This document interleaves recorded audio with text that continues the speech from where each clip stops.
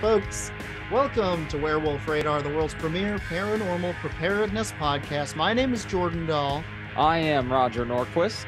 And Nate Balding isn't here. It's a mystery.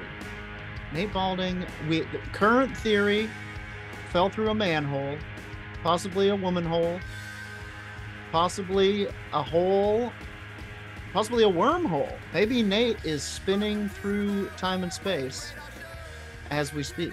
I am currently Googling a map of manholes in Boise, Idaho. Hopefully that will lead to something, but I fear I'm going to find more chuds than anything, you know? Yeah, for sure. There's a lot of chuds down there, but Nate's kind of a chud walker. He can speak with the chuds. He's got that leather jacket. They respect a man in a leather jacket. He's our chieftain. Today's episode of Werewolf Radar is brought to you by the Monstroko brand Nightmare Pillow, filled with a cool, soothing, whispering gel that captures your nightmares as you slumber on it. When the pillow's full, take it outside and burn it under the light of the moon. Do not look into the fire. The nightmares will bother you no longer, for they are now free to roam the earth. It's how Slender Man was created. Nightmare Pillow. Yep, and Tucker Carlson. They're the same person, some theories say. Taking children. You stretch them out. But that's true about anyone. You stretch me and you out, we could be Slenderman. Boy, I wish. I haven't been a Slenderman since my 20s. We'll stretch you. How stretched do you want to be? 9 feet? You'll be nice and slender. Give me a 9. Give me a solid 9. We can do that. We can do that. The Monstroko Stretchinator. I was gonna say, let's do the plugs up top so we don't have to do it at the end. I like it. Let me get everything out. Of course, you know the plugs. Check out us on Twitter. Hit us up there. We're pretty active there. Go to werewolfradar.com to read the cool stories that Roger's putting up on there. Go to twitch.tv/werewolf_radar if you want to see us all play TTRPGs on Monday at 4 p.m. Mountain Time. Also, other times you can catch Roger on there just goofing around playing spooky games. And I like spooky. I hate spooky games. Playing it on Twitch makes it manageable. Which is what makes it fun to watch. And of course, patreon.com/werewolf radar. If you want to become a Dark Council member, get awesome paranormal rewards such as premium episodes. We call them Grave Nuggets, curated by the one, the only Nate Balding. Once we find him, of course, manhole situation and all that. If you think you got the rocks for it, Jack. You also can see awesome interviews that I've done with various people from the 14 Film Festival and beyond. Also, we're judges in the 14 Film Festival that we actually have to start doing something with this next few weeks as it takes place in the middle part of September. So prepare to be judged by the Werewolf Radar boys. Oh, I've been practicing. I've been judging people on the street. And if you become a Dark Council member, you also get the patron shout out. Let's go with it. Yeah. Starting at the bottom of the list. Nick Bailey, Michael King, Jason Wardell, Phil Corridor, Janet Bravo, Dylan Gutierrez, Bob Ryan, Amanda, Tobias Livingston, the most well-prepared dead guy, Marcelo Duran, Lee Southwell, Jason Sweet, Elliot Broder, Alicia Coy, Adam Passion, Abby Klaboo, Ryan Flint, Liam Dahl, Jessica, Jake Specht, a Carrion Soldier, Dean Malik, Dakota Vincent, Brian Ely, Adra Kinkle, and our Chancellor of Madness, Michael Przak. Thank you all very much for continuing being Dark Council members. And to the new Dark Council members, we really appreciate it. We picked up a couple of you in the past few months, and that's awesome. It means we're actually growing. We're growing. It means you'll be ready when I'm almost 6'2". How big are you growing? Me, I'm getting up to 7.2 meters, but I hear with this Monstroko stretching process, I can get up to 9.2. We'll see. You all of a sudden became very quiet. I don't know what happened there. It might have corrected because I was shouting into the microphone. Fair enough. Don't do that, Zencaster. Well, shall we start? I have a story about a Puka sighting. Yeah, Which is an Irish shapeshifter. hit me with it. Excellent. Do you think people are still listening after we told them not to smoke so much weed? I think we lost a good portion of people, but Wait, come back. You can still smoke weed. yeah, We don't you guys care. can. Just beware. Beware. No. Don't beware. It's fine. Everything's fine and your dreams will come true. Come back. Listen to the story about the Puka. So let's go into the Puka story. There was recently a Puka sighting in Ireland. That's where they're supposed to be. That is where they're supposed to be, at Lackeen Castle. Ooh. In Tipperary. How do you spell Lackeen Castle? Lackeen. Okay. Lackeen, I mean. Lackeen. Yes. And first of all, I guess I should probably explain what a Puka is. Yeah, we have talked about them before, but I could definitely use a refresher. Oh, we always could use a refresher. We only truly archive the last 100 episodes available, and then the rest are hard to find, although you can go to werewolfradar.com and now find them more easily. So, according to Irish legend, the figure of a Puka is known for its cunning and wile. A similar fairy entity appears in Scotland, Wales, Cornwall, the Channel Islands. All of the Gaelic areas seem to have this type of creature. It is often thought of as an animal spirit, and some call it just Puck, meaning he-goat in Irish. Interesting, almost like Puck from Greek I guess mythology. That's probably how it's probably pronounced, a P-O-C, Puck. Oh, okay, Puck. But very much so, yeah, it's a he-goat in Irish. In fact, the Puka is a changeling and can take an animal or human form, such as such as horse, donkeys, cats, dogs, bulls, young men, even voluptuous young women. Yeah, those last two are the major animals. Hunks and babes. The mountains, and I'm getting all this from irishcentral.com. Sure. People doing great work spreading the word of the Irish culture, especially Irish mythology and historical culture, which has been oppressed greatly by the British people a time or two. Get out of here with your tales of pooks and leprechauns. There's no such thing as hunks and babes. Go away. The mountains and hills are this creature's domains. Depending on the part of Ireland that you live in, the Puka was thought to either be helpful or menacing. How much experience are they worth? They go by old D&D terms, so it's only like 100. Okay. But I mean, that's a lot. Okay. Well, I believe in second edition, that's a great amount. Trying to grind those first few levels, go to the hills and mountains of Ireland. It has been known to help farmers or wreak havoc on said farmland. Okay. Just imagining a farmer standing across from like a goat-headed Puka, just like that long drawn out pause where they decide whether they're going to get the good hand or the bad hand. Then it just smacks the rake out of his hand. It was in the middle. Ah, damn it. It is known for its cunning and wile, like I said. Pukas are also a portent of oncoming doom and also an archetype for the trickster. Okay. It is also a fertility spirit since it has the power to create or destroy. Damn. And it is very well trained in the ability of human speech and is a prophesizer. Well, so what can't the Puka do? The mythic creature is also well documented in classic literature of Ireland and Britain. Irish poet and playwright W.B. Yeats depicted the Puka as an eagle, while Irish novelist and playwright Brian O'Nolan, who wrote under the pseudonym Flann O'Brien, was also inspired to make it have a goat skull for a head.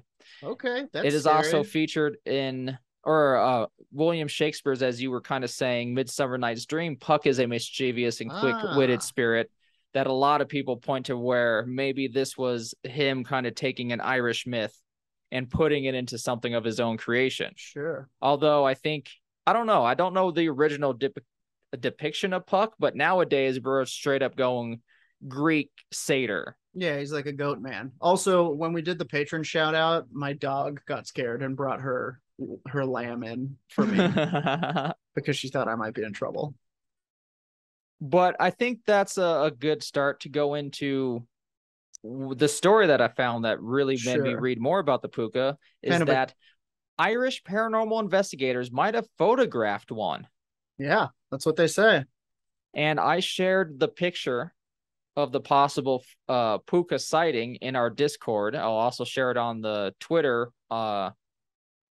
You should see it now if you go to werewolfradar.com because it's Monday. It's not Sunday now. Mm-hmm. We publish on Mondays. So let's go on with the story from Irish Central, written by Irish Central staff. Collectively, in Irish folklore, the Puka resides here, paranormal supernatural investigators Ireland said in a social media post with their photo taken at Lackeen Castle in Tipperary. Sorry, I butchered all of that, Irish listeners. I think you're okay. We investigated here last night. Here is the first bit of footage we captured here. The group said when sharing the eerie photos of what appeared to show a face peeking out from behind a centuries-old wall at the castle.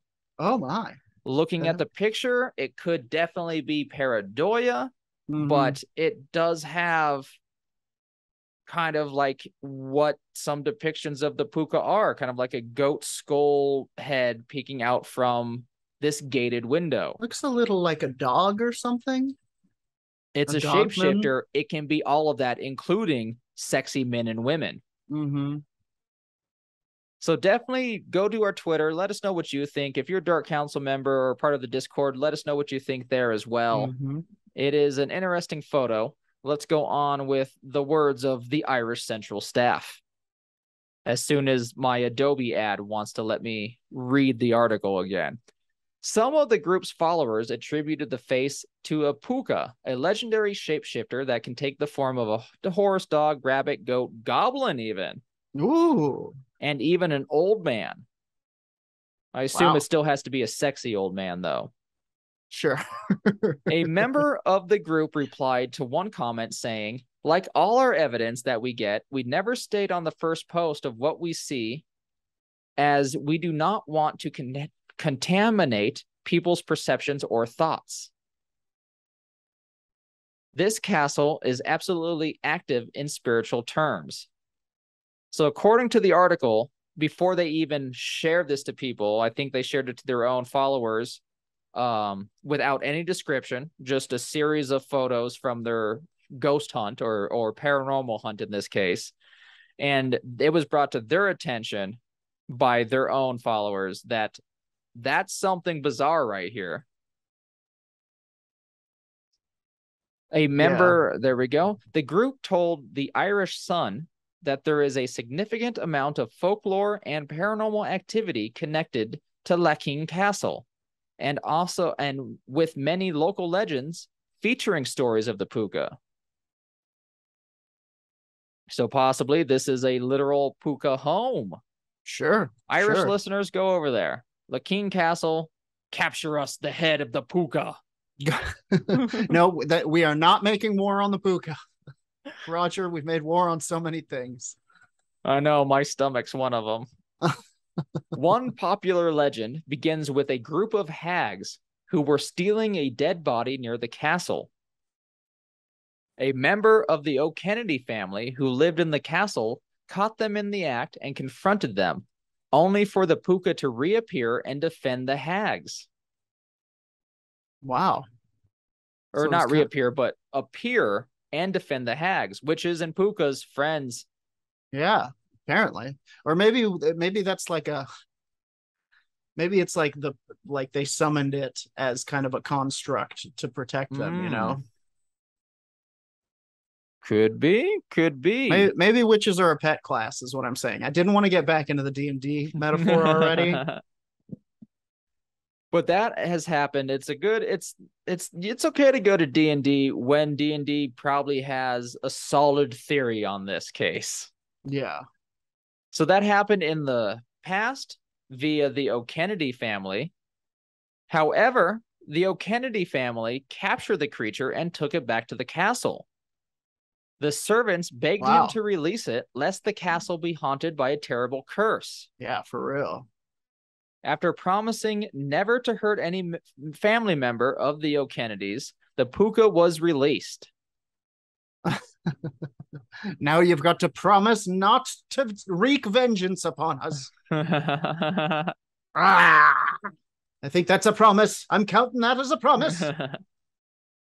After promising never to hurt, like I said, the Puka was released. However, the creature can still reportedly be seen roaming the grounds of Lackeen Castle. Wow. The group in the end of the post finally says, "We as a group believe folklore and history play a massive part in our research before we investigate places like Lackeen Castle." So they already knew about it. They were kind of primed to, I think, see either the ghosts of witches, the ghost of the Kennedys, or perhaps a Puka sighting. Wow. And the photo that you see, I will share it on our YouTube video just to let people who watch the YouTube video see it as well. There's the picture. It is a face. I'm not going to point it out, but it is a face behind the bars. I see an eye fully, half of an eye, what I kind of make out as a nose, and then a dark spot that could be a mouth. Yeah. But however, it matches a lot with the backing mortar situation as well, to where it could be brick and mortar and plaster that is just kind of peeling off. Pareidoia and matrixing is a thing that happens, and we're kind of primed to see faces. Yes, our brains are programmed to find faces and things, and it does look like it. See, here's the thing. It looks like it could be part of the wall. That's a pretty easy explanation, but it looks like you can see these kind of this wall texture behind and around it, and it looks a little different. It looks different. It looks like different. It has like some kind of motion blur or something going on, like it was moving perhaps. It does look like it kind of blends into the surroundings, but again, that sort of is in keeping with the legend of the Puka. That is exactly what I was going to say. It's known to shapeshift into any animal imaginable, both real and, as the goblin and old man things point out, also imaginable. Also, yeah, fanciful creatures like an old man. Old men aren't real. They can't get you here. Yes, you're safe here. We'll protect you from the old men as best we can. But that is what I found as a recent sighting of something that I did not expect to find. Normally, when I go for paranormal sightings, I'm ready for Bigfoot, werewolf, vampires, aliens, ghosts, various goblins and stuff. But not a shape-shifting Puka. So few are. Ireland. People are very rarely ready for the Puka appearance. Okay, great stuff. What are you calling your segment? I'm going to call my short and sweet segment, "The O'Kennedys did nothing to save us from the Pukas. They only saved themselves." I would like to suggest a subtitle, "Let's Go Pikachu." That's a good subtitle. Thank you. And now I pass the skull on to you. All right, give me that thing. Oh, it's hot. How do you feel about the ocean? I learned to swim in it. I almost drowned in it one beautiful summer. I have a history with the ocean. We used to date. So I stumbled across an encounter. The ocean is as I've said before, a pristine and horrifying, unexhaustible source of nightmares. And things keep pouring out of there that I wish I'd never known about. But I too love it. I like swimming in the ocean. Supposed to go to the beach on Wednesday. We'll see what happens. It's supposed to be 100 degrees. By God, what have we done?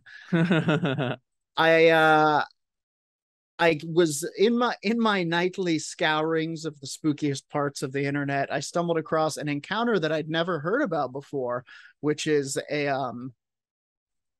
gigantic fish that was spotted by the Deepstar 4000. Have you ever heard of the Deepstar 4000? Is it one of them underwater subs that keep finding the octopi that might be aliens? So Deepstar 4000 Your laughter means no. The Deepstar 4000 was a Navy / civilian deep submergence vehicle designed by Jacques Cousteau. Oh. And built by Westinghouse. It was built in 1965, retired in 1972. It was really kind of one of these, like in the 70s, like one of these big notable, like, the Deepstar 4000 is going to show us the wonders of the deep brought to your very television. And it has big kind of Steve Zissou energy. Nice. Like when you see it, it is this kind of this like near future sort of God, what's the like retro futurist yellow submarine thing? Yep. I know exactly what you're painting a beautiful image of. Yeah, and they actually got a lot of interesting research done in the old gal. But one of the stranger things that they saw was something that is only known as the Deepstar 4000 fish. So the Deepstar 4000 fish, and this is from cryptidarchives.fandom.com, doing great work over there at Fandom, was a cryptid giant deep sea fish seen once off Southern California in the Pacific Ocean by the crew of the Deepstar 4000 submersible during a 1966 dive. It was estimated to have measured 30 to 40 feet. That's 9 to 12 meters. First of all, when you looked around, I thought the fish was behind you. I thought it was too. It was just my dog having one of her dog dreams, possibly a nightmare where she barks at things. Maybe a fish. So 9 to 12 meters. So if we're 36 talking feet, if we're talking 30 feet, imagine yourself, you're 6 feet. Sure. Thanks for that extra inch. Appreciate the love. You're welcome. And then, how many Rogers long are we talking here? Jesus, 5 Rogers long, I guess. That's about 5 Rogers long, maybe more. Jesus. So this is literally the size of my apartment. Yeah. Equal to some of the largest known living fish and far larger than any known bony fish. So we're talking about if they were to find this thing, the largest bony fish ever recorded. Jeez. Fish was allegedly observed by pilot Joe Thompson, 1930 to 2003, RIP, and possibly marine biologist Jean Lafond, 1909 to 2002, RIP.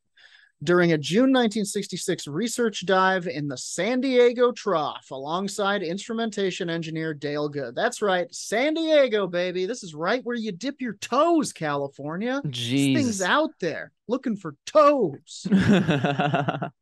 They had taken the Deepstar 4000 down to around 4,000 feet. Typical toe dipping depth. That's where the best toe waters are. To lay hydrographical instruments on the seafloor. And when Thompson happened to look through the window, he found himself staring into the eye of a giant fish, which had swam briefly into view. It moved past quickly, bringing up silt from the seabed before disappearing. The sighting had only lasted for around 8 seconds. Thompson and Lafond initially kept quiet, assuming they would not be believed, but eventually described the fish to journalist Paul J. Zimilos and Louis Schaefer, a cryptozoologist and marine writer, Gardner Sewell, to whom Thompson also described a much smaller giant grenadier. Fun. This is exactly like Life Aquatic Steve Zissou. He sees the gigantic fish. People are all like, that's not it's a shark in that case, but like, right. They're all like, that's not real. So I could definitely imagine why they would keep secret, but at the same time, when you have, I guess, your scientist buddy who can corroborate this and you guys can I would say it. I would go up to the surface and be like, "There's something down there." I know, right? Pulling your mask off. Who's down there? It ate Stefan. Right, and then they blame it on the nitrogen bubbles in my brain because I went up too fast. You got all those brain bubs. So Crazy. yeah. Furthermore, according to Sewell, the live reactions of the two men were recorded on the submersible's log. Fuck yeah. Thompson asserted that LaFond had not been able to see the fish for himself, but LaFond independently stated that he had seen it. The description.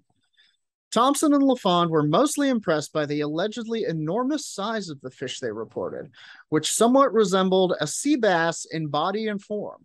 It was far larger than the 18-foot Deepstar 4000 and was judged to be somewhere between 30 and 40 feet in length, similar in size to some whale sharks, but only 5 to 6 feet across. As well as the submersible itself, the pair were able to judge the fish's length using the hydrological instruments which had been recently placed on the seafloor at set intervals. It possessed gill plates, huge pectoral fins, 2 feet in length, a rounded grouper-like tail fin, which seemed to be 4 to 5 feet in height, and serrated. Thompson was quite struck by the unusual tail, which he described in more detail as, quote, very strange looking, with ragged caudals jutting off its end on a 30-degree angle, not the tail of a sea bass or shark. It reminded me of an illustration of a coelacanth's tail. Its eyes, one of which was the first thing that Thompson saw, were as big as dinner plates. The skin... Go on. Let me share this picture of a giant sea bass from the U.S. Park Association, or whatever we call it, National Park Service. Sure. There's one Roger-sized person, and this fucking sea bass. Yeah. Yeah, they get enormous. Apparently, more enormous than we can possibly imagine. The skin was dark and mottled gray-black or brown with grayish-white tipping on the fin scales and tail. Thompson was certain that it was also covered in scales, with those toward the anterior portion of the body being the largest, around the size of a coffee cup. Damn. So, pretty wild, pretty specific description for something that some people would say they imagined, you know? I don't know. I trust scientists more than a lot of people. It goes in my circles of trust. It goes RoboCop, and then Robo Scientist, sure, and then teacher, and then scientist. Right. So like it's up there. I trust them on what they saw, that there is apparently it has to be somewhat of a colony that at least migrates or visits San Diego of this huge fish that no one's has ever caught or seen. Yeah. Except for these 2 men for 8 seconds. Yeah. And then it was never seen or heard from again. Some people have postulated that it could be something called a sleeper shark. Some people think that maybe these marine biologists mistook a whale shark, which is, that's their whole job, is knowing highly improbable, but still probable, I guess. In the heat of the passion, you make a wrong description, but sure, they are trained to describe and know what is what. Right. Some people have said that it could be a gigantic bottom feeder, like a Plecostomus or a catfish. Catfish are known to get pretty big where there is food supply, enough food for them to eat, basically. But this wasn't a particularly, food dense area. So the idea of it being a large, bony, kind of semi-predatory fish is not out of the running. Thrown on the list of things that I'm afraid of the bottom of the ocean about. You know? For real. They just get, like I'm saying, it's an inexhaustible source of horrors. They just keep coming up with spookier and spookier things. And in my opinion, and I'm not a marine biologist by any means, but it always seems to be in the ocean, there is something larger that can eat that whole. Yeah. Like there's that one case in which they tagged a great white shark, and then the great white shark seemed to be eaten whole by something because the tracker that was on there went from normal sea temperature to the temperature of the of an aquatic animal. Yeah, which means it would have been eaten. Yeah. And eaten whole more than likely because of how, dude, I saw a whale shark eat thousands of fish whole. Most frightening whirlpool I've ever seen. Yeah, that shit is crazy how they feed. Have you ever seen when the whales will do like the boiling mechanic where they'll like swim in a circle and get the fish to come up to the top, and then all the fish bubble up out of the water, and then a giant whale comes and just swallows them? I hate the ocean. The ocean is a terrifying fucking place. I'm gonna pause it real quick. I gotta bring a stool to Rick. Yeah, go ahead. Energy. Resume. And noise. And noise. So in researching other deep sea critters for this particular segment, and because Nate's not here, I'm going to hit you with an additional aquatic monster. Please give me more fear. I need the fear to live. Well, this one is a little more localized and a little more avoidable. As far as paranormal preparedness for the Deepstar 4000 fish, I don't know. Stay above 4,000 feet, I guess. But my counter to that is, what about the instances of giant squid who live in this area we're talking about and then just attack ships? I don't think you're safe in the ocean. One time I was in Mexico. I was on the banana boat, and I got bounced off because that's part of the banana boat experience. And I was floating there having a great vacation, and then I felt a current of cold water like go over my legs, and I just thought like, oh wow, that cold water came from so deep down. And I just like, my mind went to the bottom of the ocean and how deep it probably was and all the things swimming under there. And I started to freak the fuck out. I was like, you guys need to get that banana boat back here. The banana boat is the only thing that can save me. And it did come back. But man, next time I'm in the ocean, just floating there, you know? I'm going to imagine the Deepstar 4000 fish. Oh, yeah. For sure. I can't help but do it. Also, the game Subnautica will not help you with the fears we're talking about, just so everyone knows. I'm going to be playing it in VR pretty soon, I think. Well, get ready. As exposure therapy. Okay, I now whisk you away to Peru for part 2 of Strangers of the Deep. That's what I'm calling it. I like it. This is the Sachamama. Sachamama is a giant turtle-like creature sighted in Peru. Reports indicate it had a length of 132 feet. 132 feet. Oh my goodness. Just a third of a fucking football field long of a creature? And a width of 15 feet. 2 pairs of snail-like feelers at the base and the tip of the snout. It has a conch-like shell on its back and has been known to uproot trees. It is said to remain dormant for many years. A bizarre snake-like monster has been seen on a handful of occasions in Peru. It is described as cylindrical, looking like a huge black snake with a shell on its back. According to legend, it can spend many years dormant underwater and produces a whirlpool as it submerges. The Sachamama is a giant variety of side-necked river turtle, combining a serpentine head and neck with a large black shell. Total length can be up to 6 meters, which is somewhat short of the 132 estimate. I assume it's a range. It can be a little one like that or a massive one. Carapace length about 2.3 meters. Mainly feeding on fish and smaller turtles, it lies in ambush on the riverbed, striking powerfully with its long neck. So you know that one turtle that has the long-ass neck? This is like a gigantic version of that, and it has like snail feelers on its on its face and face. To better bite you with. All the better to bite you with. Engulfing prey by suction. Yikes. Though it spends most of its time submerged, it is sometimes sighted on land, either basking in the sun or emerging to lay its eggs. The Sachamama's distribution includes the Peruvian Amazon, Bolivia, and western Brazil. It prefers wide, deep river channels with relatively few snags and obstructions. 4 prominent facial barbels serve a sensory function, allowing it to sense water movement.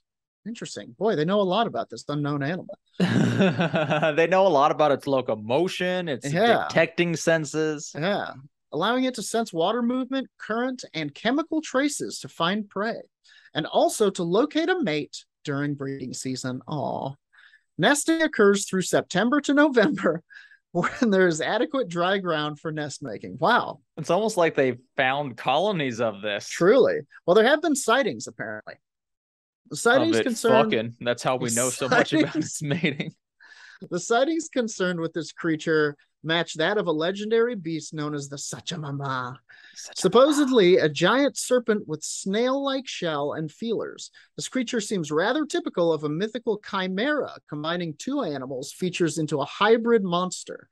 Perhaps local mythology influenced certain locals to fabricate stories of encounters with this creature or misidentify local floods and whirlpools as the destructive work of the monster. Interesting.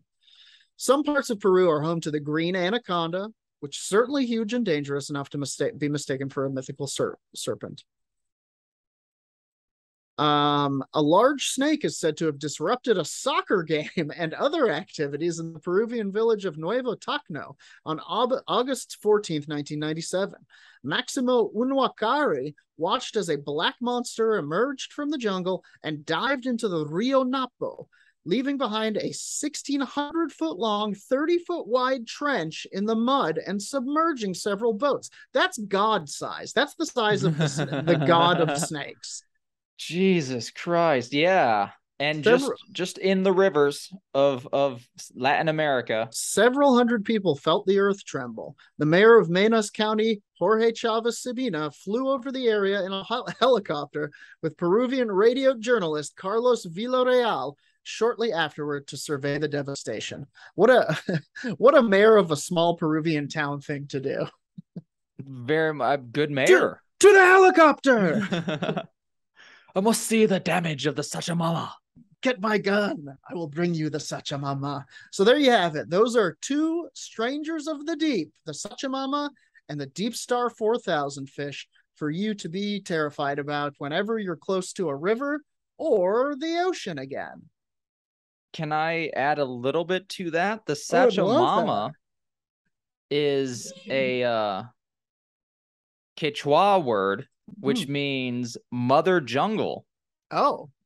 And its name is being used by a nonprofit organization to help with Amazon sustainability. Sachamama.org. That's pretty good.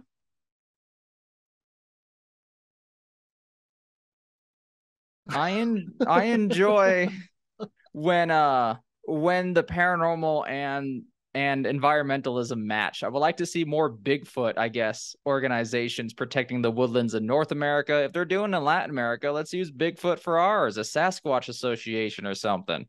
Sure. But anyway, that's what I added to it. I just was trying to Google Sachamama and found out that, it's also a Amazon reforestation group. Nice. I think that's a great cause. They can reforest it, and the Sachamama can come for us. Can grow stronger and come for humanity. Yeah. All right. Well, that does it for my segment. I think this is going to be a short one today, just because Nate, fell in that manhole. We'll get you. Be friends with the Chuds. We'll send a werewolf radar bunker busting drill your way, and we'll get you out of there. I suppose we should do a short segment on paranormal preparedness for the Sachamama. It seems to be very legit, and that other one, the The Deepstar 4000 Deepstar fish. 4000 fish. If that's I mean, my paranormal preparedness for that one is stay near the shore. Just stay. it's nice here. It's warm here. You can look, a little crab. That's fun. Yeah, you don't have gills. Hang out with the crab. Don't make a submarine. Don't build a submarine. Don't go down there. That is a place of gods and monsters. All right, that's good paranormal preparedness. I can't really add anything to that. It seems good. Stay away from the lands of gods and monsters. You could fish for it, maybe. You know, there's always a bigger fish, so maybe you could bait some sort of a crane with 5,000-pound fish line. Sure, 5,000 fish line, and you could use a shark for bait, or like what else do fish like? Cheese. You could get a huge cheese drives them crazy. 55-pound wheel of cheddar. Throw that on your hook. Boy, that's going to be an expensive cast. As far as the Sachamama goes, if this thing is part snail, salt, easy. Could you imagine the mess after salting the Sachamama? Oh, and the smell. And then it's got that big conch shell, and then we can take that out. And that's a trophy right there. You take it, you drag it onto the land, you put a gift shop inside. Sachamama Central. Dude. Come inside. That's solid paranormal preparedness. Smell the shell. Maybe not that on the logo, but something the locals say. People are gonna smell it. They will. Especially after you salt it. Also, apparently it hates soccer games. It thrashed those kids' soccer game. Oh, not everyone likes soccer. You guys are being loose with the rules. He's a real stickler for officially ran soccer games. Oh no, you didn't call that penalty. You've summoned the god serpent. The serpent of rivers and rules. Oh my goodness. What a fun one we did today. What a fun one. Okay, that does it for this week's episode of Werewolf Radar. Thank you so much for listening to us and your continued support of what we do. Shout out to A from Beyond, who has transformed into a bear in the Zoom chat. I thought it was a squirrel. It's moving. It's like a virtual avatar. I don't like what the Dark Council members are up to. It's dark magic. Yeah, but Zoom has acquired powerful transfiguration magic and woven it into its program. So come join us in the Zoom room, and you too can undergo the transformation. You can become a squirrel in a hoodie. And do it. Patreon.com/Werewolf Radar. That's where you get the link. You need to be a Dark Council member to undergo the transformation. But until next time, as always, our sign-off line on the count of 3. 1, 2, 3. Punch the sky, Spaceman Joe. Moon. The moon's in the sky, though. I did. Yeah, you did. I thought we did great.